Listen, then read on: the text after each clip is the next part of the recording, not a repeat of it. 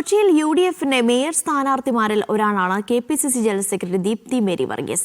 പുതുതായി രൂപീകരിച്ച കലൂർ സ്റ്റേഡിയം ഡിവിഷനിലാണ് ദീപ്തി മത്സരിക്കുന്നത്. വീട് കയറി വോട്ട് ചോദിക്കുന്ന തിരക്കിലാണ് ദീപ്തി.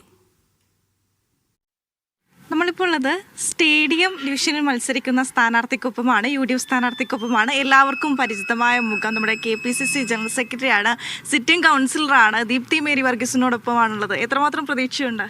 ഞങ്ങളെ സംബന്ധിച്ച് വലിയ പ്രതീക്ഷയാണ് ഈ തെരഞ്ഞെടുപ്പിൽ. കാരണം കഴിഞ്ഞ 5 വർഷത്തെ നഗരസഭാ ഭരണം ഇടതു ഭരണത്തിൻ്റെതായിരുന്നു.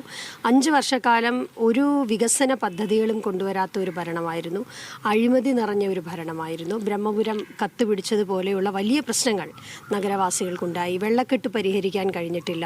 റോഡുകളുടെ അവസ്ഥ ശോചനീയമാണ്. അപ്പം നിരവധി പ്രശ്നങ്ങൾ, ജനങ്ങളെ ബാധിക്കുന്ന പ്രശ്നങ്ങൾ ഞങ്ങൾ ഉയർത്തി കാണിക്കുകയാണ്. പ്രത്യേകിച്ച് ക്ഷേമ പെൻഷൻ സംസ്ഥാന ഗവൺമെൻറ്റും കോർപ്പറേഷനും ഒരേ രാഷ്ട്രീയ പ്രസ്ഥാനം CPM ഭരിക്കുമ്പോഴും അതിനൊരു പ്രതിവിധി കാണുവാൻ കഴിയാത്തൊരു സാഹചര്യമാണുള്ളത്. അപ്പോൾ അതുകൊണ്ട് തന്നെ ജനങ്ങൾ ഇതെല്ലാം മനസ്സിലാക്കുന്ന ജനങ്ങളാണ് നഗരത്തിലുള്ളത്, കൊച്ചിയിലുള്ളത്. അതുകൊണ്ട് തന്നെ വലിയ പ്രതീക്ഷയാണ് UDFിനുള്ളത്. ഇപ്പം എങ്ങനെയാണ് പ്രചരണ രീതിയൊക്കെ മുന്നോട്ട് പോകുന്നത്?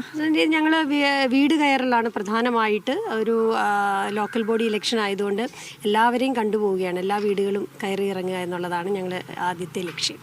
ഒരു മേയർ സ്ഥാനത്തേക്കുള്ളൊരു സാധ്യത നമ്മൾ എല്ലാവരും പ്രതീക്ഷിക്കുന്നുണ്ട്, അത് കാണുന്നുണ്ട്, ഒരുപാട് പറയുന്നൊക്കെ കേട്ടിട്ടുണ്ട്. അപ്പോൾ അങ്ങനൊരു സാധ്യത വരുമ്പോൾ അതിലുള്ള പ്രതീക്ഷ എങ്ങനെയാണ്?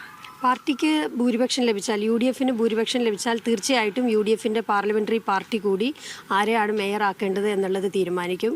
UDFിനെ സംബന്ധിച്ച് മുൻകൂട്ടി ഒരു പ്രഖ്യാപനം ഇതുവരെ ഉണ്ടായിട്ടില്ല. അതുകൊണ്ട് തന്നെ അതിന് ശേഷമായിരിക്കും അത്തരം തീരുമാനങ്ങൾ.